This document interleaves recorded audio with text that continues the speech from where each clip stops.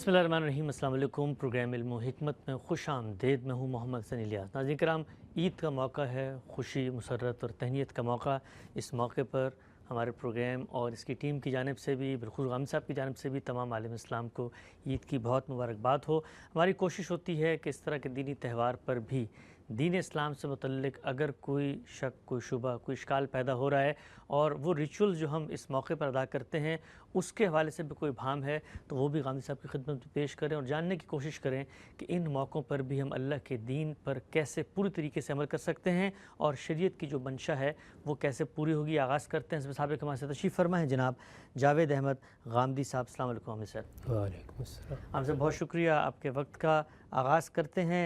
ईद उल अज़हा का मौका है, क़ुरबानी लोग कर रहे हैं। हमेशा ये बात जहन में आती है कि जो क़ुरबानी हम करते हैं इसकी हैसियत क्या है, यानी ये क्या लाजिम है मुसलमानों पर, नफल है, कर लें अच्छी बात है, जो करेंगे तो वो क्या क्राइटेरिया है जिसकी बुनियाद पे लाजिम होती है। मैं उसूल में जानना चाहूँगा ये जो दीनी इबादत है इसके हिकमत, इसके फ़लसफ़े पे हमने आपसे बहुत बात भी की थी।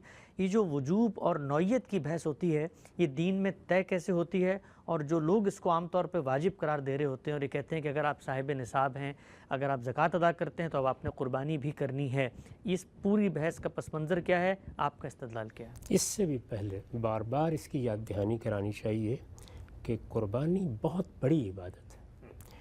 यानी ये समझ लेना चाहिए कि इबादत क्या है, इबादत कैसे वजूद में आती है, और जो इबादात या मरासिम अबूदियत मुकर्रर किए गए हैं उनमें कुर्बानी की हैसियत क्या है, अल्लाह ताला के साथ हमारे ताल्लुक़ की नौइयत क्या है।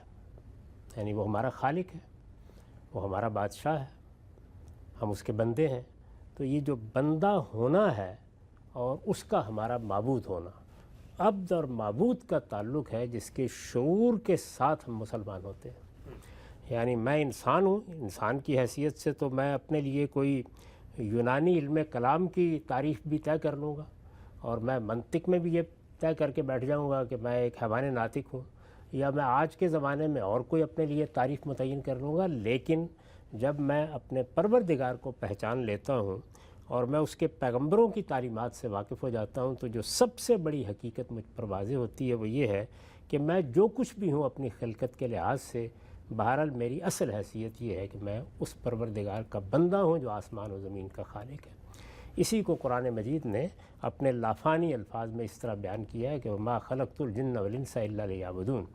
यानी जो लोग भी इस दुनिया में पैदा किए गए हैं, वो इंसान हों या जिन, वो इसीलिए पैदा किए गए हैं कि वो खुदा के बंदे बन कर रहें, वो इस आलम के परवरदिगार की बंदगी के एहसास के साथ दुनिया में जिएँ। तो सबसे बड़ी चीज़ जिसका मुझे शऊर होना चाहिए और जिसका शऊर पैदा करने के लिए अल्लाह अपने पैगंबर भेजता है और जिसके लिए अपनी किताबें उतारता है, वो यही है कि हम ये जान लें कि हम इंसान हैं और इंसान की हैसियत से खुदा के बंदे हैं। तो खुदा की बंदगी ज़ाहिर है एक ताल्लुक़ पैदा कर देती है, ये शऊर, ये एहसास एक ताल्लुक़ पैदा कर देता है। अब जितने ताल्लुकात भी दुनिया में हैं वो इजहार चाहते हैं। यानी मैं माँ के ताल्लुक़ को पहचान लेता हूँ तो अब इल्म व अमल में उसका इजहार होगा। बाप के ताल्लुक़ को पहचान लेता हूँ, माशरे के ताल्लुक़ को पहचान लेता हूँ। ये जितनी चीज़ें भी हम दुनिया में करते हैं अगर गौर करें तो वो सब के सब किसी ताल्लुक़ की मार्फत से पैदा होती हैं, और हर ताल्लुक़ जब अपनी मार्फत पैदा कर लेता है तो उसका इजहार चाहता है। तो मैं अल्लाह ताला के साथ अपने ताल्लुक़ का इजहार करना चाहता हूँ। इस इजहार में ज़ाहिर तय करना होगा कि मेरी परवरदिगार के साथ जो ताल्लुक़ की नौइयतें हैं वो इबादत के ज़ैल में क्या क्या हो सकती हैं। तो अगर आप गौर करें तो तीन ही हैं। यानी एक ये कि मैं उसकी परस्तिश करूं, वो मेरा माबूद है, मेरा सर उसके सामने झुकना चाहिए, उसकी अज़मत का मुझे एतराफ़ करना चाहिए। इस मेरे एहसास का ज़हूर मेरी पाँचों नमाज़ों में होता है। शब व रोज़ जो मैं नमाज़ें पढ़ता हूँ उसमें मैं रकू करता हूँ, मैं सजदा करता हूँ, मैं मुनाजात करता हूँ, मैं दुआ करता हूँ। ये परस्तिश के आदाब हैं। तो मेरे ताल्लुक़ का यानी ये कि वो मेरा माबूद है और मुझे उसके सामने झुकना चाहिए, तो अब झुकने के आदाब मुकर्रर कर दिए गए हैं। ये एतराफ़ अज़मत है, और जब एतराफ़ अज़मत है तो ज़ाहिर है कि एहसास बंदगी भी है, और एहसास बंदगी फिर ये चाहता है कि मैं दुआ भी करूँ, मुनाजात भी करूँ, मदद भी मांगूँ और सिर्फ़ उसी से अपना ये ताल्लुक़ रखूँ। दूसरी चीज़ इताअत है, वो मेरा बादशाह है। यानी सिर्फ यही तो नहीं है कि उसने मुझे बना दिया और इस लिहाज से वो मेरा माबूद बन गया, वो मेरा बादशाह है, इस कायनात पे हुकूमत कर रहा है। یہی بات ہے جس کو قرآن مجید نے بار بار یاد دلایا ہے کہ وہ کوئی فلسفیانہ نوعیت کی شخصیت نہیں ہے کہ جو ایک مرتبہ اس کائنات کو تحریک دینے کے بعد اس سے غیر متعلق ہو گئی ہے، وہ ایک ایک میرے علم اور عمل کی نگرانی کر رہا ہے، ہر چیز کو دیکھ رہا ہے، اس کی بادشاہی اس زمین و آسمان پر قائم ہے۔ قرآن مجید اس کو کئی پہلوؤں سے بیان کرتا ہے، وسع کرسیہ السماوات والارض، زمین و آسمان پر اس کا تخت لگا ہوا ہے، اس کا عرش ہے، وہ اس کے اوپر متمکن ہے، وہ اس پوری کائنات پر حکومت کر رہا ہے۔ تو یہ تعبیریں کس لیے اختیار کی جاتی ہیں کہ وہ اس کائنات سے غیر متعلق نہیں ہے، وہ اس کی ایک ایک چیز کی نگرانی کر رہا ہے، بندے اس کے سامنے ہیں، ہمارے اعمال اس کے سامنے ہیں، اور یہ کائنات اس کے بنائے ہوئے نظم کے مطابق چلتی ہے، اور وہ جب چاہتا ہے اس پہ مداخلت ملک کرتا الناس بھی ہے، وہ ملک الناس بھی ہو، اس پوری کائنات کا بادشاہ ہے۔ ہم یہی بات کہتے ہیں نا کہ اعوذ برب الناس ملک الناس الہ الناس، تو یہاں جو سب سے پہلا تعلق پیدا ہوتا ہے وہ کیا ہے؟ ربوبیت کا، پھر اس کے بعد بادشاہی کا، اور اس کے بعد پھر معبود ہونے کا، پرستش کا تعلق۔ تو وہاں ترتیب یہ رکھی گئی ہے کہ ایک عام انسان جہاں سے تعلق کی ابتدا کرتا ہے اس کو بیان کر دیا ہے، لیکن اگر آپ اس ترتیب کو علم اور حکمت کے دائرے سے قائم کریں تو پھر سب سے پہلے پرستش ہوگی۔ تو دوسری چیز کیا ہے؟ اطاعت، بادشاہ ہے۔ اطاعت کے لیے جو عبادت مقرر کی گئی ہے وہ روزہ ہے، یعنی اس میں ہم مجسم اطاعت ہوتے ہیں اپنی جبلتوں پر، ان جبلتوں پر جن کے اظہار پر علم و عقل کی روح سے کوئی پابندی نہیں لگنی چاہیے، ان پر بھی پابندی قبول کرتے ہیں اور محض اللہ کے حکم پر قبول کرتے ہیں، اس کے پیچھے کوئی فلسفیانہ داعیات نہیں ہوتے۔ پروردگار کا حکم ہے کہ فلاں وقت سے فلاں وقت تک تم کوئی ایک کھیل بھی اپنے منہ میں نہیں جانے دو گے، اور تم کسی حال میں بھی اپنی بیویوں سے کوئی تعلق قائم نہیں کرو گے۔ تو یہ ظاہر بات ہے کہ اللہ تعالیٰ کی اطاعت کو گویا اپنے پورے وجود پر طاری کر لینے کا عمل ہے، اس کو ہم روزہ کہتے ہیں، اس کو ہم صوم کہتے ہیں۔ یہ دوسری بڑی چیز ہے۔ تیسری بڑی چیز یعنی ان سب سے بڑھ کر کیا ہے؟ وہ یہ کہ جب یہ احساس ہو گیا کہ ہم بندے ہیں، جب یہ اندازہ ہو گیا کہ اس کی عظمت بے پناہ ہے، جب یہ معلوم ہو گیا کہ اس کی حکمت بے پایاں ہے، وہ ہمارا رب ہے، پروردگار ہے، ہمارا بادشاہ ہے، ہم سب اس کے بندوں کی حیثیت رکھتے ہیں، اس کا حکم مانا جائے گا۔ جب یہ سب کچھ ہو گیا تو اب اس کے بعد اگر وہ کسی موقع پر ہم سے خود ہمارا تقاضا کر دے، یعنی مجھ سے میرا وجود مانگ لے، مجھ سے میرا مال مانگ لے، تو میں یہ سب کچھ کیا نظر کر دینے کے لیے تیار ہوں۔ تو اب میرا بادشاہ وہی، میرا معبود وہی، میری ساری زندگی اسی کے مرہون منت، میرا خالق وہی، مجھے جانا اسی کے پاس ہے، میری خلقت کی ایک ایک چیز اس کی نگرانی میں ہو رہی ہے، میرے لیے ربوبیت کا اہتمام اس نے کیا ہے۔ تو میں کیا فی الواقع یہ سوچ بھی سکتا ہوں کہ اگر وہ مجھ سے جان مانگے تو میں دریغ رکھوں گا، وہ مجھ سے مال مانگے تو مجھے دینے سے انکار کر دینا چاہیے، یا گریز و فرار کے راستے اختیار کرنے چاہیے۔ تو یہ جو آخری مرحلہ ہے، اسی وجہ سے آپ دیکھتے ہیں کہ ہمارے ہاں جب کوئی شخص اللہ کے لیے جان دے دیتا ہے تو شہادت کا مرتبہ حاصل کرتا ہے، اور پھر ہم یہ کہتے ہیں کہ اللہ تعالیٰ نے بشارت دی ہے کہ جو لوگ شہادت کے مرتبے پر فائز ہو جاتے ہیں وہ گویا اللہ تعالیٰ کے ہاں ہر لحاظ سے فائز المرام ہو جاتے ہیں، اور پھر ان کے بارے میں وہ سب چیزیں ہیں کہ ان کو مردہ نہ کہو، زندہ ہیں، ان کو اللہ کا رزق مل رہا ہے، ان پر اللہ کی نعمتیں آ رہی ہیں، گویا انہوں نے وہ آخری جگہ حاصل کر لی ہے جو کوئی بندہ اس دنیا میں حاصل کر سکتا ہے۔ نماز سے ابتدا کی تھی، نماز نے کیا کیا تھا؟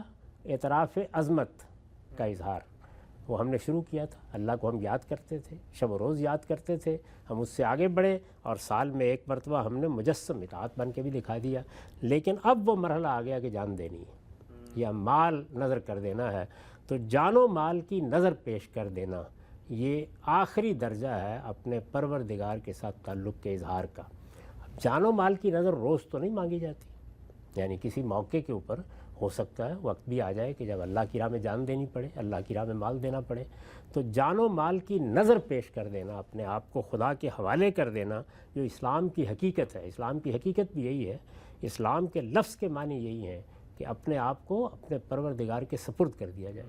تو ظاہر ہے سپرد کر دیا جائے تو علم میں سپرد کر دیا، عمل میں سپرد کر دیا، یہاں تک کہ اسے آگے بڑھ کر جان و مال بھی سپرد کرنے کے لیے تیار ہیں، دینے کے لیے تیار ہیں۔ یہ جو احساس ہے، یہ تعلق ہے، اس کی علامت، اس کا سمبولک ایکسپریشن آخری درجے میں حج میں ہوا ہے۔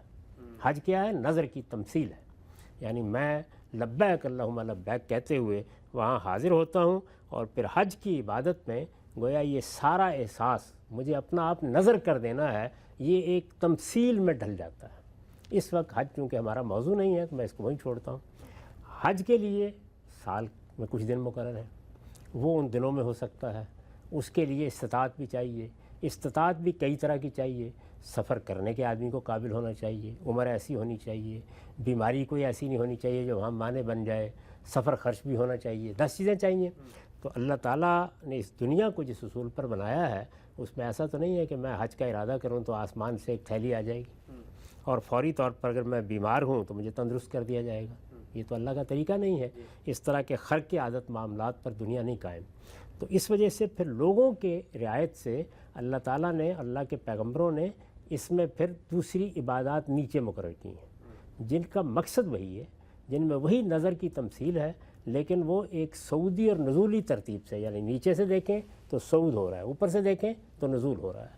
تو ان کو آپ دیکھیے، یعنی میرے پاس حج کی استطاعت نہیں تھی یا میں حج کا تحمل نہیں کر سکتا تھا، میں 5 دن کی مشقت نہیں اٹھا، کوئی بھی وجہ ہو گئی، تو پھر کیا ہے، پھر چند گھنٹوں کا عمرہ پورے سال میں کبھی بھی جب چاہے کر لو، یعنی اس پر تو کوئی پابندی بھی نہیں ہے، نہ اس میں وقت کی پابندی ہے نہ دنوں کی پابندی ہے، جب میرے لیے ممکن ہو میں چلا جاؤں اور میں عمرہ کر لوں۔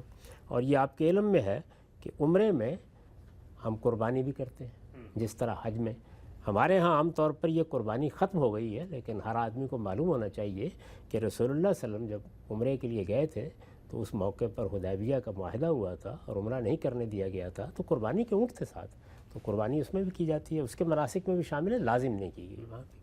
حج میں بھی قربانی لازم نہیں کی گئی، یہ جو قربانی ابھی کی جاتی ہے یہ اصل میں حج تمتع کی قربانی، جرمانے کی قربانی، یعنی یہ اس بات کی قربانی ہے کہ چونکہ میں نے ایک سفر میں حج اور عمرے کو جمع کیا ہے، اس طرح ایک رعایت سے فائدہ اٹھایا ہے، تو اب یا مجھے ایک قربانی کرنی ہوگی یا مجھے 10 روزے رکھنے ہوں گے، وہ یہ بات ہے جو قرآن میں بیان ہو گئی ہے۔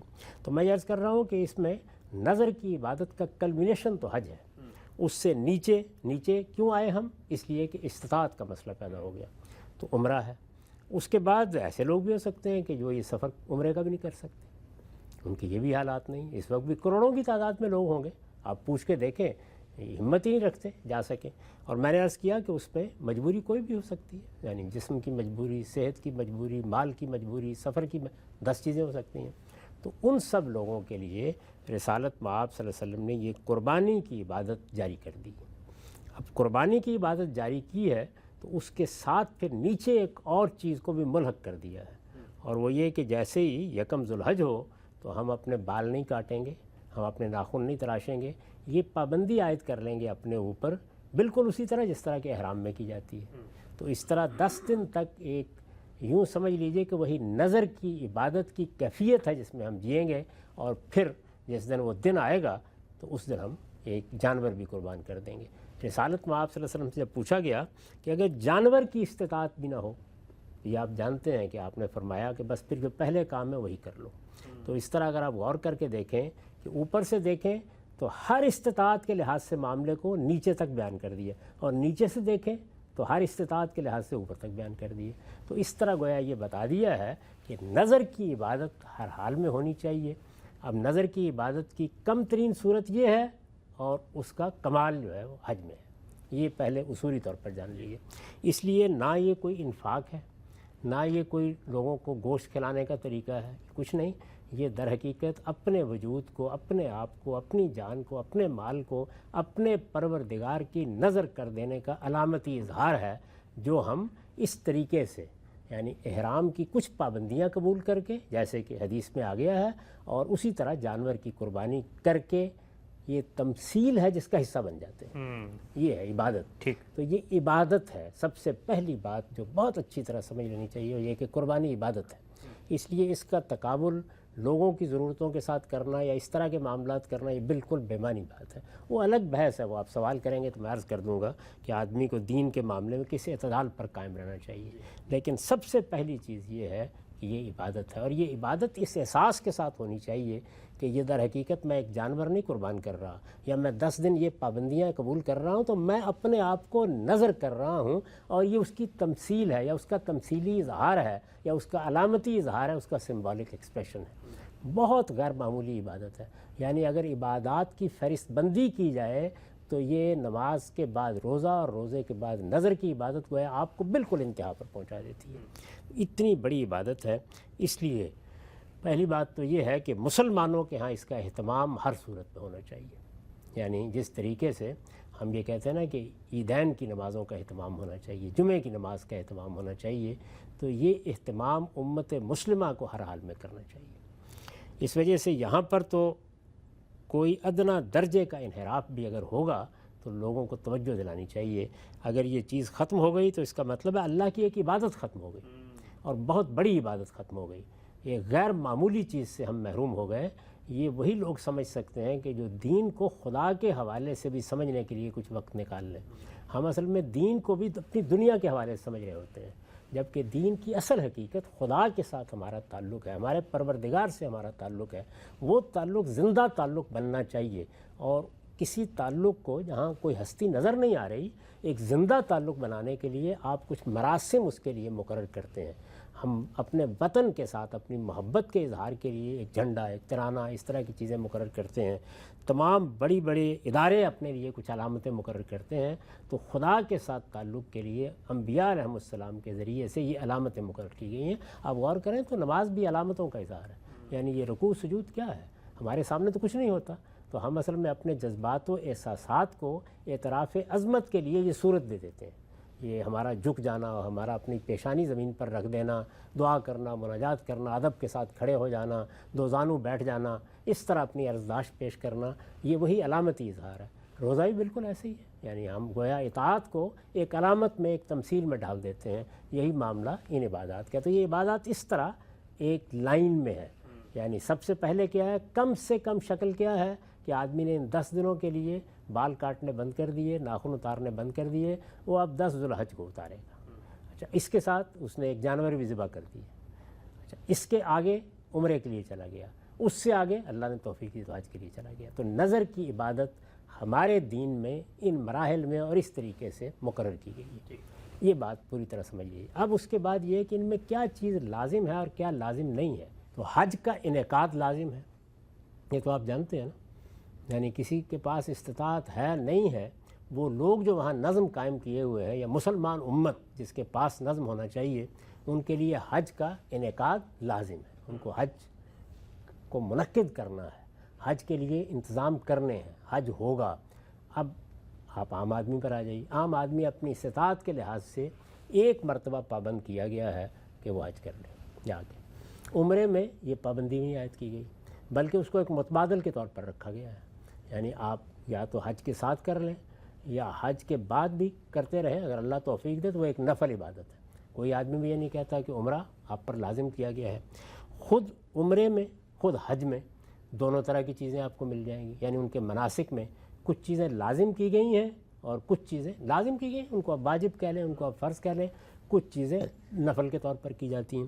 ابھی میں نے ذکر کیا کہ حج میں جو قربانی کی جاتی ہے، حج کی قربانی، میں پھر عرض کرتا ہوں کہ اس وقت جو قربانی کی جاتی ہے وہ حج کی قربانی نہیں ہوتی۔ حج اور عمرے کو ملا کر ادا کرنا، حج اور عمرے کو ملا کر جب آپ ادا کرتے ہیں تو آپ ایک رعایت سے فائدہ اٹھاتے ہیں، اس کے جرمانے کے طور پر یہ قربانی کی جاتی ہے۔ تو حج کی قربانی اس سے الگ ہونی چاہیے، وہ نفل ہے، لازم نہیں کی گئی، اسی لیے بہت سے لوگوں کو توجہ بھی نہیں ہوتی۔ عمرے میں قربانی لازم نہیں ہے، یعنی آپ کریں تو بہت اچھی بات ہے۔ میں نے عرض کیا کہ رسالت میں آپ صلی اللہ علیہ وسلم تو قربانی کے جانور لے کر گئے تھے، حدیبیہ کے موقع پر عمرے ہی کے لیے گئے تھے، تو عمرے میں بھی قربانی کی جائے گی، لیکن لازم نہیں ہے۔ تو نہ قربانی حج میں لازم کی گئی ہے فرد پر، نہ عمرے میں لازم کی گئی ہے، اور نہ عید الاضحیٰ کے موقع پر لازم کی گئی ہے۔ قربانی کی عبادت تمام مراحل میں نفل عبادت ہے۔ اس تمام عبادات میں، یعنی یہ جو نظر کی عبادتیں ہیں، نظر کی عبادتوں میں کوئی چیز بھی لازم نہیں ہے سوائے حج کی، وہ بھی زندگی میں ایک بار۔ اچھا، یعنی اس میں کوئی عبادت بھی لازم نہیں کی گئی، حج لازم کیا گیا ہے، اور حج بھی زندگی میں ایک بار لازم کیا گیا ہے۔ جب آپ ایک بار حج کر لیتے ہیں تو اس کے بعد اگر آپ اپنے شوق سے حج کرتے ہیں تو وہ نفل حج ہوگا۔ تو اصلاً یہ عبادات نفل عبادات ہیں۔ یہ جو قربانی ہم عید الاضحیٰ کے موقع پر کرتے ہیں، اس میں جمہور کا مذہب بھی یہی ہے، یعنی میں کوئی نئی بات نہیں کہہ رہا، ہمارے ہاں کے جلیل القدر اہل علم سب یہی رائے رکھتے ہیں کہ یہ ایک مستحب عمل ہے، نیکی کا عمل ہے، تطوع کا عمل ہے، اور بہت شوق سے کرنا چاہیے، بڑی غیر معمولی عبادت ہے، لیکن اس کو لوگوں پر لازم نہیں کیا گیا۔ صرف احناف ہیں جو اس کو واجب کہتے ہیں، لیکن ان کے دلائل کا اگر آپ جائزہ لیں تو دلائل انتہائی کمزور ہے۔ اچھا، اور اس پر بہت کچھ لکھا جا چکا ہے، بہت کچھ کہا جا چکا ہے. تاہم جس آدمی کا ان کے دلائل پہ اطمینان ہے اس کو واجبی سمجھنا چاہیے. لیکن جہاں تک تحقیق کا تعلق ہے وہ ان کے نقطہ نظر کی تائید نہیں کرتی. اس میں جو دوسرے ائمہ ہیں یعنی مالکی ہیں، شوافی ہیں، حنابلہ ہیں، دوسرے جتنے بھی ائمہ ہیں، جمہور کا مذہب جو کچھ ہے وہ یہی ہے کہ یہ نفل عبادت ہے. یعنی یہ بھی نفل عبادت ہے. یہ جو میں نے ابھی آپ کی خدمت میں عرض کیا کہ یکم ذوالحج سے آدمی کچھ پابندیاں عائد کرے اپنے اوپر، وہ بھی نفل عبادت ہے. عمرہ بھی نفل عبادت ہے. اور حج جب آپ ایک بار کر لیتے ہیں تو اس کے بعد وہ بھی نفل عبادت ہے. کریں گے اللہ تعالیٰ کے ہم بہت اجر ملے گا. اس کی ترغیب دینی چاہیے، لوگوں کو توجہ دلانی چاہیے. ان عبادات کو ہمیشہ مسلمانوں میں قائم رہنا چاہیے. یہ عبادات اللہ کے شاعر ہیں، علامتیں اللہ کی مقرر کی ہوئی. ان کی عظمت کے ساتھ ان عبادات کو انجام دینا چاہیے. ان کے کوئی متبادلات نہیں ہیں. یعنی عبادت ہی ہے، جس کو آپ کریں گے تو اس عبادت کا آپ کو اجر ملے گا. تو اس لیے ان کی یہ حیثیت ہے. کوئی چیز اس وقت تک لازم نہیں ہوتی فرد پر جب کہ پیغمبر صلی اللہ علیہ وسلم یا تو اس کو اجماع اور تواتر سے لزوم کے ساتھ منتقل کریں، اور یا قرآن مجید اس کو آپ پر فرض اور واجب قرار دے. ان دو ذرائع کے سوا جس چیز کے بارے میں بھی کوئی بات کی جائے گی وہ کبھی واجب، کوئی فرض نہیں ہوتا. وہ سب کی سب چیزیں مشروع ہوں گی، اس سے آگے بڑھ کر مستحب ہو جائیں گی. استحباب موقت بھی ہوتا ہے اور بعض اوقات اس کی بہت ترغیب بھی دی جاتی ہے. ٹھیک ہے. بہت ہی تفصیل سے سبحان اللہ آپ نے یہ بتایا کہ یہ جو پورا کا پورا تصور ہے قربانی کا، اس کا پس منظر کیا ہے، حکمت کیا ہے، کیا چیز ہے، وہ کیا شخصیت ہے جو اللہ تعالیٰ سے بات کے ذریعے ایک بندہ مومن میں پیدا کرنا چاہتے ہیں. چند ضمنی اشکالات میں پیش کرتا ہوں کہ کر کے تاکہ آپ کی بات کی مزید توضیح ہو. آج کل ہم نے دیکھا سوشل میڈیا پر ایک واقعہ بڑا گردش کر رہا ہے، اور وہ واقعہ یہ ہے کہ ایک صاحب نے کہا جی میں نے قربانی کا ارادہ کیا تو میں نے کہا میں اپنے دوست کو لے کے منڈی جاتا ہوں، وہ بڑا ماہر ہے جانوروں کو دیکھنے کا، پہچاننے کا. تو دوست کے گھر پہ گیا تو وہاں معلوم ہوا گرمی میں بچے بلک رہے ہیں اور پسینے سے شرابور بیٹھے ہوئے ہیں. تو کہتا ہے کہ میں نے کہا بھئی یہ میں جا کر قربانی کر رہا ہوں تو اس سے تو بہتر ہے ایک جنریٹر لے کے میں ان کو دے دوں. تو بظاہر یہ کہانی سننے کے بعد عقل، علم، شعور، اخلاق، حساسیت، انسانیت سب کچھ یہ کہتی ہے کہ بھئی اگر کوئی ضرورت پیدا ہوئی ہے تو قربانی کو مؤخر کرو اور یہ چیزیں پوری کرو. تو ہمارے ہاں تو یہ جو ضرورت ایک گھر میں پیدا ہوئی ہے، معاشرے کی سطح پر، قوم کی سطح پر اس وقت ہم دیکھتے ہیں انفلیشن ہے، جتنی مہنگائی ہے، پیٹرول کی چیزیں ہیں، تو پھر تو عقل یہ کہتی ہے کہ سارے لوگ بجائے قربانی کرنے کے لوگوں کو جنریٹر، دودھ، پانی یہی لے کے دے دیں. جہاں تک قومی سطح پر فیصلے کرنے کا تعلق ہے تو وہ میں اور آپ نہیں کرتے. قومی سطح پر اگر کوئی فیصلے کرنے ہیں تو وہ جو مسلمانوں کا اجتماعی نظم ہے وہ کرے گا. یعنی اگر وہ سمجھتا ہے کہ کسی موقع پر ایسی آفت آ گئی ہے کہ جس میں ہمیں ایک نفل عبادت کی بجائے لوگوں کے منہ میں لقمہ ڈالنا ہے، وہ فیصلہ کر لے گا اس بات کا، اور اس کی گنجائش ہے. اس صورت میں کیا ہوگا؟ اس صورت میں یہ ہوگا پھر ہم قومی سطح پر یعنی ہمارے حکمران دارالحکومت میں قربانیاں کر دیں گے. اچھا، اس میں وہ چند قربانیاں بھی پوری قوم کی طرف سے کفایت کر جائیں گی. اللہ سے ہم یہ کہیں گے، اللہ کے حضور میں یہ کہیں گے کہ اس وقت ایک آفت ہے، ایک مصیبت ہے، لوگوں کے اوپر ایک افتاد پڑی ہوئی ہے، وہ اس قابل نہیں تھے، یا کوئی اور مسئلہ پیدا ہو گیا تو اس کی نوعیت پھر یہ ہوگی. ظاہر ہے کہ تمام عبادات میں یہ چیز ملحوظ رکھی گئی ہے کہ اگر ان میں کوئی مشقت پیدا ہو جاتی ہے، لوگوں کے لیے ان کو ادا کرنا ناممکن ہو جاتا ہے، یہ تو حرام حلال میں بھی رکھا گیا ہے کہ اس میں اضطرار پیدا ہو گیا، تو اس کا طریقہ یہ ہوگا. جہاں تک فرد کا تعلق ہے تو اس کا یہ کام نہیں ہے کہ وہ ساری دنیا کے معاملات کو سامنے رکھ کے رائے قائم کرے. اس کو اپنے گرد و پیش میں رائے قائم کرنی ہوتی ہے. اور اگر آپ نے اس طرح کا کوئی واقعہ پڑھا ہے تو میرے خیال میں اس موقع کے اوپر ان کو حق حاصل تھا کہ وہ ضرورت کا لحاظ کر کے اگر ان کی مدد کرنا چاہتے ہیں تو کر دیں. یعنی اس میں دونوں چیزیں نہیں ہونی چاہیے. یہ چیز بھی نہیں ہونی چاہیے کہ یہ عبادت تو کوئی اہمیت نہیں رکھتی. عبادت بہت بڑی اہمیت رکھتی ہے، وہ نظر کی عبادت ہے، بہت بڑی عبادت ہے. اور یہ چیز بھی اپنی جگہ ہمیشہ ملحوظ رہنی چاہیے کہ ہم ایک عبادت کرنے کے لیے جا رہے تھے، ادھر ایک بندے کے لیے ایک ایسی ضرورت سامنے آ گئی، وہ میرے بھائی کے لیے آ سکتی ہے، عزیز کے لیے آ سکتی ہے، ہمسائے کے لیے آ سکتی ہے. اس موقع کے اوپر پھر انسانی ضرورتوں کو ترجیح دی جاتی ہے. تو انسانی ضرورت ہمارے سامنے آ گئی، ہمارے گرد و پیش میں آ گئی، ہمارے ماحول میں آ گئی، ہمارے تعلقات میں آ گئی، اس کو ترجیح ملے گی، ہر حال میں ملے گی. وہ انسانی ضرورت اگر فرض کے درجے کی ہے تو اس درجے میں ترجیح ملے گی، اگر وہ استحباب موقت کے درجے کی ہے تو اس درجے میں ترجیح ہوگی. تو یہ بالکل ایک انفرادی فیصلے ہوتے ہیں، ان کو اس طرح موضوع نہیں بنانا چاہیے. البتہ اس موقع کے اوپر بھی ہر شخص کو توجہ دلانی چاہیے کہ قربانی ایک بہت بڑی عبادت ہے اور عبادت کا کوئی متبادل نہیں ہوتا. ٹھیک. اچھا ہم سے بتائیے گا کہ ہم پورا سال باقی کاموں میں یعنی غربت، انفلیشن، یہ مہنگائی، یہ سب کچھ ہوتا ہے، لیکن شادیاں بھی اسی طرح ہو رہی ہیں، شادی ہال بھرے ہوئے ہیں، ہم 14 اگست مناتے ہیں، 23 مارچ کی پریڈ بھی ہوتی ہے، اسی طریقے سے باقی جتنی رسومات ہیں، دن ہیں، تہوار ہیں، father's day, mother's day, Valentine day, پھول، یہ سب کروڑوں اربوں روپے لگ رہے ہوتے ہیں، لیکن اس کی کیا وجہ ہے کہ یہ دین کے موقع پر آ کر یہ ساری کی ساری غربت اور حساسیت اور عوام کا یہ احساس جو ہے وہ سینوں میں جاگ جاتا ہے؟ اس کی وجہ میں کئی مرتبہ عرض کر چکا ہوں، اصل میں خدا کے ساتھ تعلق ہم زندہ تعلق کے طور پر دیکھ ہی نہیں رہے ہوتے. یعنی ہمارا یہ مسئلہ بن چکا ہوا ہے کہ ہم چونکہ توارث میں اسلام کو حاصل کر چکے ہیں، ہمارے والدین مسلمان تھے، ہم بھی مسلمان ہو گئے، اسلام یا دین ہمارا شعوری احساس نہیں بنا. اور پچھلے اس کوئی 100-150 سال میں بہت سے ایسے مفکرین پیدا ہوئے ہیں جنہوں نے مذہب کو بھی دنیوی مسئلے کے حل کے طور پر پیش کیا ہے. تو اس سے ایک عمومی رجحان یہ بن گیا ہے، اور اس طرح کی عبادات کی کوئی اہمیت نہیں ہوتی. وہی یہ بحث تو پھر ہر چیز کے بارے میں شروع ہو جائے گی. وہ 5-10 منٹ جو آپ اللہ کی بارگاہ میں حاضر ہوتے ہیں اس کے بارے میں بھی ہو جائے گی. روزہ آپ رکھتے ہیں تو اس میں بھی آپ جانتے ہیں کہ طاقت انتہائی کم ہو جاتی ہے، اس کا اثر آپ کے کام کے اوپر بھی پڑتا ہے. تو اصل چیز یہ ہے کہ میرے پروردگار کے ساتھ بھی ایک تعلق ہے. یعنی کیا آپ کبھی ماں کی ذمہ داریوں کو اور ماں کے ساتھ تعلق کو اس طرح تولتے ہیں؟ باپ کے ساتھ تولتے ہیں؟ نہیں کرتے نا اس طرح. تو اس کا مطلب یہ ہے کہ ماں کا تعلق تو میں محسوس کرتا ہوں، باپ کے ساتھ بھی تعلق محسوس کرتا ہوں، خدا کے ساتھ تعلق محسوس نہیں کرتا. تو اصل میں یہ ہمارے شعور اور احساس میں اگر خدا کے ساتھ تعلق ہو تو ہمیں معلوم ہو کہ میرے رب کے ساتھ میرے تعلق کا اظہار ہے قربانی، اظہار ہے حج، اظہار ہے عمرہ، اظہار ہے نماز، اظہار ہے روزہ، پھر اس کی اہمیت انسان پر واضح ہوتی ہے. تو اس طرح کے کسی اقدام میں جس کا آپ نے حوالہ دیا ہے، یہ خیال کبھی نہیں کرنا چاہیے کہ قربانی بس کر لی نہیں. قربانی کا اہتمام ہونا چاہیے، یعنی قومی سطح پر اہتمام ہونا چاہیے، لوگوں کو بھی کرنا چاہیے، جس کے پاس استطاعت ہے ضرور کریں، لیکن یہ فرد پر لازم نہیں کی گئی. یہ نفل عبادت ہے، آپ کرنا چاہتے ہیں کریں، آپ محسوس کرتے ہیں کہ یہ مشکل ہوگا یا اس میں کوئی مشقت ہے یا معاشرے کے حالات یا میرے خاندان کے حالات ہیں، خاندان کی طرف سے کر لیں، خاندان کا سربراہ کر دیں.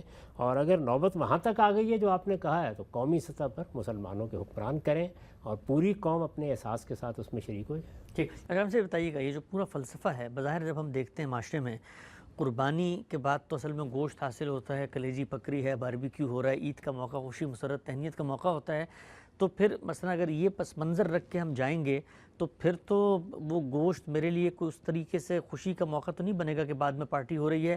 یہ تو ایک پورا عبادت کا تصور، عبادت تو سنجیدگی، متانت، شعوری احساس اس میں ہوتی ہے. تو اس کا مطلب یہ جو کچھ پھر پوسٹ قربانی ہمارے ریچولز ہوتے ہیں یہ بھی پھر اس طرح قائم نہیں رہیں گے. نہیں، کیوں قائم نہیں رہیں گے؟ یعنی میں صبح اٹھ کر میں نے تکبیریں بلند کی، میں نے اپنے پروردگار کے ساتھ اپنے تعلق کا لفظوں میں اظہار کیا، اللہ اکبر، اللہ اکبر، لا الہ الا اللہ واللہ اکبر. کیا خوبصورت چیز ہے یہ. میں بلند کرتے ہوئے عیدگاہ میں گیا، وہاں جا کے میں نے نماز پڑھی، اپنا رب کے سامنے اپنا سر رکھ دیا، وہاں میں نے خطبہ سنا، اس کے بعد میں نے آ کے قربانی کی. یہاں تک میں عبادت میں تھا. اب جیسے ہی وہ عبادت کا کام مکمل ہو گیا تو میں دنیا میں ہوں، یعنی اب میں اپنے پروردگار کی عبادت سے فارغ ہوا ہوں، تو اب میرا رخ لوگوں کی جانب ہوگا. تو عید ایک تہوار بھی ہے، ہم خوشی بھی کریں گے، ہم اس کا گوشت بھی کھائیں گے، ہم دعوت بھی کریں گے، سب کام کریں گے. یہی چیز ہے جو ہمارے دین میں رکھی گئی ہے. جب ہم عبادت میں تھے تو وہاں دنیا کا کوئی شائبہ ہم اپنے قریب نہیں آنے دیں گے، اور جب اللہ کی بارگاہ سے واپس آئیں گے تو اس کے بعد بہرحال اللہ کے ہمیں حق دیا ہے اس بات کا کہ ہم ملیں بھی، ملائیں بھی، ہم دعوتیں بھی کریں، ہم بیٹھیں بھی. ہمارے لیے سب زینت کی چیزیں حلال کی گئی ہیں، اور ہمارا پروردگار ان سب چیزوں کے معاملے میں جب ہمیں اجازت ہی نہیں دیتا بلکہ اس کی تحسین کرتا ہے تو اس پر کوئی نکیر کرنے کا کیا سوال. ٹھیک. اچھا ہم سے بھی جو عام کانسیپٹ ہے کہ غریبوں کی مدد ہوتی ہے، گوشت ووشت اس سے دیا جاتا ہے، اس کی تو آپ نے پوری پس منظر بتایا. یہ جو پچھلی اقوام تھی، کہا جاتا ہے کہ ان کے ہاں تو یہ جو قربانی کا جانور تھا، اس کا گوشت تھا، اس کو کھانے کی بھی اجازت نہیں تھی، اور پھر یہ اللہ تعالیٰ کی رحمت ہوئی کہ پھر ہمارے ہاں یہ معاملہ اس طرح سے ذرا کھولا اور کھا پی بھی سکتے ہیں. تو اس سے تو اس کی بھی نفی ہوتی ہے کہ پہلے تو کھانے پینے یعنی گوشت کی جو افادیت غربا کے لیے بتائی جاتی ہے، پہلے اس کو بھی دینے کی ممانعت ہوتی ہے. نہیں، ایسا نہیں ہے، کوئی ممانعت کا سوال نہیں ہے. بعض قربانیاں ایسی تھیں جن کو سوختنی قربانیاں کہتی ہیں، ان کی نوعیت بالکل الگ تھی. وہ قرآن مجید نے بھی بیان کر دی ہے کہ ایک زمانے میں اللہ تعالیٰ نے بجائے خود اس کو ایک معجزہ بنا دیا تھا کہ قربانی کی جائے گی، خدا کی بارگاہ میں پیش کر دی جائے گی اور آسمان سے آگ اترے گی اور اس کو کھا لے گی. اس کا ذکر ہے قرآن مجید میں. تو اس روایت کے لیے پھر سوختنی قربانی کا ایک طریقہ بنی اسرائیل کے یہاں ہوا. وہ الگ قربانی ہے۔ بہت سی قربانی ہیں جن کے بارے میں آپ بائبل میں بھی دیکھیں تو ان کا گوشت بھی کھایا جاتا ہے، سب چیزیں ہوتی ہیں، تو ایسا نہیں ہے کہ یہ کوئی ممنوع تھا۔ گوشت بھی آپ کھائیں، لوگوں کو بھی دیں، اس میں شریک بھی کریں۔ حج میں بھی بالکل یہی ہے، حج میں قربانی کی جاتی ہے، اس کا گوشت بھی کھایا جاتا ہے۔ یعنی جب تک آپ جانور کے گلے پر چھری پھیر رہے تھے تو آپ عبادت میں تھے، جیسے ہی وہ جانور ذبح ہو گیا اب اس کا گوشت ہے تو آپ دنیا میں آ گئے۔ ٹھیک، اچھا یہ بتائیے کہ ہم سب کہ کیا پورے خاندان کی طرف سے ایک قربانی کی جا سکتی ہے؟ کہا ہی جاتا ہے کہ رسالت محمد صلی اللہ علیہ وسلم نے شاید امت کے لیے بھی قربانی کی، آج کے دور میں لوگ رسول اللہ کے لیے بھی ایک قربانی کرتے ہیں، ان کے لیے دعا کرتے ہوئے، تو یہ سارے معاملات میں کیا چیز زیر بحث؟ میں نے ابھی عرض کر دیا آپ سے کہ اس کا تعلق ہمارے حالات سے ایک نفل عبادت ہے، آپ سب نفل عبادت کریں، بہت اچھی بات ہے۔ اس پوزیشن میں نہیں ہے پورے خاندان کی طرف سے کر لیں، یہ بھی نہیں ہے پورے محلے کی طرف سے اس کا اہتمام کر لیں، اور اس کا بھی امکان نہیں رہا کسی موقع پر تو پوری قوم کی طرف سے یہ کام کر لیا جائے۔ شاید وہ زمانہ بھی آ جائے کہ جس میں یہ مشکل ہو جائے، اس لیے کہ جانوروں کے معاملات اور بہت سی چیزیں بہت مختلف ہوتی جا رہی ہیں۔ یہی دیکھ لیجئے نا کہ پہلے ہم خود جانور ذبح کرتے تھے، اب تو ہم مکے میں بھی جا کے اس سعادت سے محروم ہی رہتے ہیں۔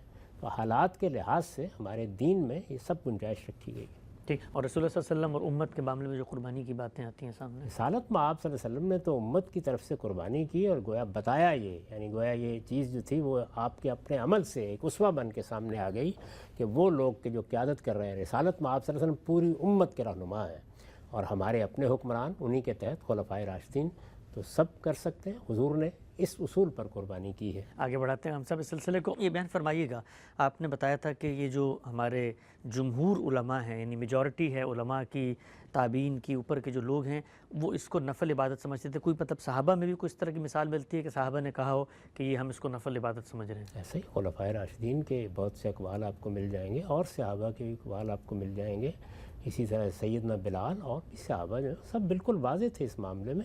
میں نے اسی لیے عرض کیا کہ جب آپ تمام تاریخی معلومات کو سامنے رکھیں گے اور تمام روایات کا مطالعہ کریں گے تو بالکل واضح ہو جاتا ہے کہ اس میں احناف کا موقف بہت کمزور ہے۔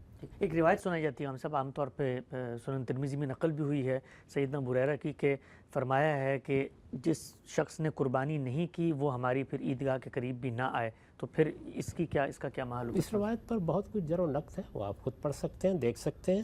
اس کی رسالت میں آپ صلی اللہ علیہ وسلم کے تعلق سے بیان کرنا یہ ثابت نہیں ہے پوری طرح۔ ٹھیک، آگے بڑھاتے ہیں سلسلے کو۔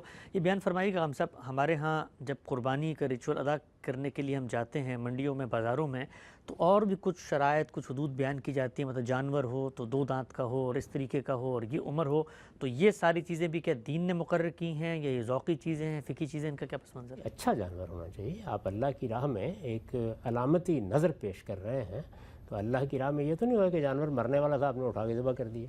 اللہ تعالیٰ کے ساتھ تعلق کا اظہار کرنا ہے نا، یعنی آپ تحفہ بھی پیش کر رہے ہیں، ایک علامت بن گئی ہے نا، تو یہ علامت آپ کو پوری شان کے ساتھ قائم کرنی چاہیے۔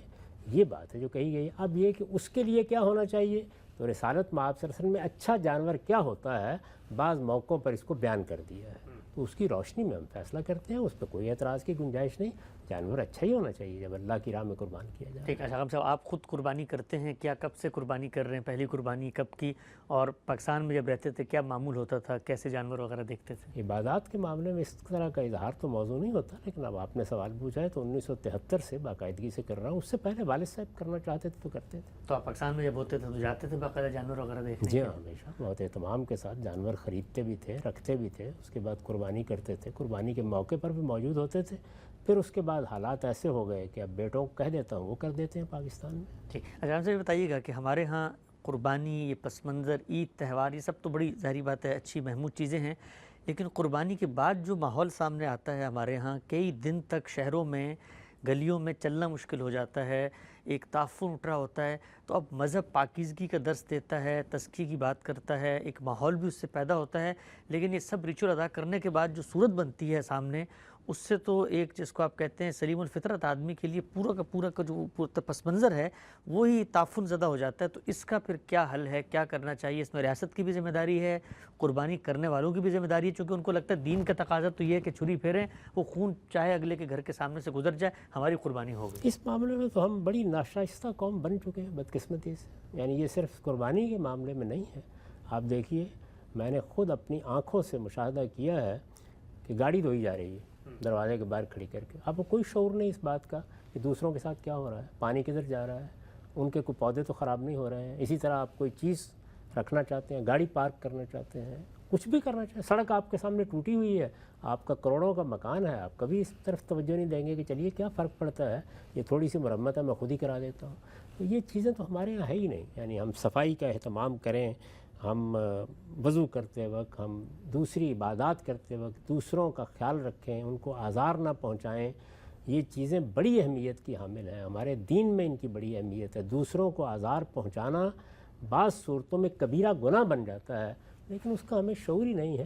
تو یہ شعور لوگوں میں بھی پیدا کرنا چاہیے. ہمارے ہاں تو یہ ہونا چاہیے کہ ہماری تعلیم کی ابتدا یہاں سے شروع ہو. یعنی جب بچوں کو تعلیم دینا شروع کریں تو انہیں بتائیں کہ اچھا شہری کیا ہوتا ہے، اچھا مسلمان کیا ہوتا ہے، لوگوں کے حقوق کیسے رکھے جاتے ہیں، شہر کیسے صاف رکھنے ہیں، گلی کیسے صاف رکھنی ہے، قطار کیسے بنانی ہے، کسی کی مدد کیسے کرنی ہے. یہ چیز تو بچپن سے راسخ کر دینی چاہیے ہمارے ذہنوں میں، لیکن وہ ہم بدقسمتی سے نہیں کرتے. اس کے بعد بڑے ہوتے ہیں تو وہاں پر بھی بالکل بے پرواہی کے ساتھ یہ سب معاملات کرتے ہیں. اور ریاستیں بھی اس طرح کی چیزوں کے بارے میں، چونکہ قومی سطح پر یہی حال ہے کہ ہم جو چیز چاہیں گے اٹھا دیں کہ آپ ذرا دیکھیے ہمارے جو تفریحی مقامات ہیں ان پر جانا مشکل ہو جاتا ہے. مجھے یاد ہے میں جب آج سے کوئی 50 سال پہلے جھیل سیف الملوک پر گیا تھا تو کچھ دیر کے لیے بالکل مبہوت کھڑا رہ گیا تھا اس کی خوبصورتی دیکھ کے. لیکن اب لوگوں سے پوچھیے وہ بتاتے ہیں آپ کو کہ وہاں کیا صورتحال لوگوں نے بنا رکھی ہوئی ہے. تو اس چیز کا ہمارا قومی شعور انتہائی پست ہے. تو سڑک پر جاتے ہوئے، راستہ چلتے ہوئے کچھ پئیں گے، کھائیں گے، سڑک کے اوپر پھینک دیں گے، گاڑی کا شیشہ کھولیں گے، اس سے باہر پھینک دیں گے. ہم تو بعض اوقات اگر آپ محلوں میں جائیں تو آپ اپنے سارے گھر کا گرد و غبار کوڑا کرکٹ اٹھائیں گے اور اپنی کھڑکی سے نیچے پھینک دیں گے، بے شک کسی کے سر کے اوپر پڑ رہا ہو. تو اس معاملے میں تو ہماری ناشائستگی بالکل ایک ضرب المثل بن چکی ہے. اس کے لیے مجھے بھی جدوجہد کرنی چاہیے، آپ کو بھی کرنی چاہیے، اس کے لیے میڈیا کو بھی کرنی چاہیے، لوگوں کو بہت تعلیم دینی چاہیے اور اس بات کا اہتمام کرنا چاہیے کہ ہماری عبادات خوبصورتی اور حسن کے ساتھ انجام پائیں. ٹھیک. اچھا خان صاحب، ہم نے دیکھا تھا ملیشیا میں، ہم رہے وہاں 10 سال آپ کے ساتھ، تو وہاں پر تو حکومت نے پابندی لگا دی ہے کہ آپ گھر کے اندر، گھر کے باہر یہ کام کر ہی نہیں سکتے. قربانی کرنی ہے تو جانور کو لے کے جائیں. ایک علاقہ مقرر کیا ہے، وہاں پر وہ مسجد کا احاطہ بھی ہو سکتا ہے، کوئی سرکار کی جگہ بھی ہو سکتی ہے، وہاں طریقے سے معاملات ہوں گے. اور اس کے بعد تو کیا ہمارے ملک پاکستان میں بھی اس طرح کی کوئی پابندی ریاست لگائے تو اس کو حق حاصل ہے؟ اس کو بالکل حق حاصل ہے. ہر چیز کو منظم کرنا، جس طرح کے سعودی حکومت ہے تو حج کے معاملات کو منظم کرتی ہے نا، انہوں نے بھی وہاں پابندی لگائی ہوئی ہے. یعنی آپ کے پاس اس کا کوئی راستہ نہیں ہے کہ آپ جائیں اور جا کے حرم میں قربانی کرنا شروع کر دیں یا یہاں سے کوئی جانور پکڑیں. اس کے لیے بھی ایک نظم بنایا گیا ہے، وہ نظم وہاں بھی بنانا بالکل جائز ہے. اسی طرح سے امارات میں بھی ایسے ہی منظم کر دیا گیا ہے. وہاں ملیشیا میں بہت اچھا نظام تھا. میرے علم کی حد تک ترکی میں بھی، دیہاتی علاقوں کے بارے میں تو نہیں معلوم، اسی طرح کا نظم ہے. ہمارے یہاں بھی ہونا چاہیے، اس میں کوئی شک نہیں ہے. یہ ایک علامتی اظہار ہے، پورے احساس کے ساتھ ہم شریک ہوں، لیکن یہ کہ ہمارے شہر صاف ستھرے رہیں، ہمارے گھر صاف ستھرے رہیں، اس کو ایک منظم طریقے سے انجام دیا جائے، یہ سب مسلمانوں کی ذمہ داری ہے. ٹھیک. آخری سوال خان صاحب آج کی نشست کا، ہم دیکھتے ہیں ہمارے پڑوسی ملک ہندوستان میں بڑی تعداد میں مسلمان، کروڑوں کی تعداد میں آباد ہیں، قربانی کرنا چاہتے ہیں، لیکن گائے کا ایک مقدس تصور ہے جو وہاں کی اکثریتی جو عوام ہے اس میں ہندوؤں میں رائج ہے. تو اس موقع پر حکمت تدبیر کیا کہتی ہے کہ وہ قربانی بھی کریں اور کیسے کریں کہ پھر ان کی دل آزاری بھی نہ ہو؟ اس کا دل آزاری سے کوئی تعلق نہیں ہے، یہ بالکل بےمانی باتیں ہیں. یہ کہ جس وقت کوئی آدمی بتوں کی پرستش کرتا ہے تو میری دل آزاری ہونی چاہیے؟ نہیں، مجھے اس سے اختلاف ہے، بس اس معاملے کو یہی رہنا چاہیے. تو یہ جو میرے عقائد ہیں، میرا نظریہ ہے، اس پر مجھے عمل کرنے کا حق ہے. آپ کا عقائد ہے، آپ کا نظریہ ہے، آپ کو عمل کرنے کا حق ہے. اس بات پر دنیا آ جائے گی، یعنی زیادہ وقت نہیں لگے گا، آ جائے گی. ابھی نہیں آئی. جب ابھی نہیں آئی تو پھر ظاہر بات ہے کہ ہم یہ کہہ کے کہ آپ یہ قربانی کریں اور اس کے بعد لوگوں کی جان کو خطرے میں ڈال دیں، ایسا نہیں کرنا چاہیے. تو لوگ احتیاط کریں اور اس بات کا لحاظ کریں کہ کوئی دوسرا جانور ذبح کر کے آپ اپنے پروردگار کے حضور میں یہ چیز پیش کر سکتے ہیں. اور بہت سے علاقے ہندوستان میں بھی ہیں جہاں اس طرح کا تشدد نہیں ہے، مسلمانوں کی اکثریت ہے، وہاں جا کے قربانی کر سکتے ہیں. پروگرام کا ہمارا وقت یہاں پہ ختم ہوتا ہے. ناظرین، عید کے حوالے سے خصوصی پروگرام تھا. ہم نے غامدی صاحب سے یہ جاننے کی کوشش کی کہ اس دن کی اہمیت اور بالخصوص قربانی جو ہم کرتے ہیں اس کی حکمت فلسفہ کیا ہے، اسی طریقے سے اس کے وجوب کی جو بحث ہوتی ہے اس کی حقیقت کیا ہے. اس اپنائیت کے ساتھ کہ آپ تمام لوگوں کی عید اچھی گزرے، مبارک ہو. اجازت دیجیے، اللہ حافظ.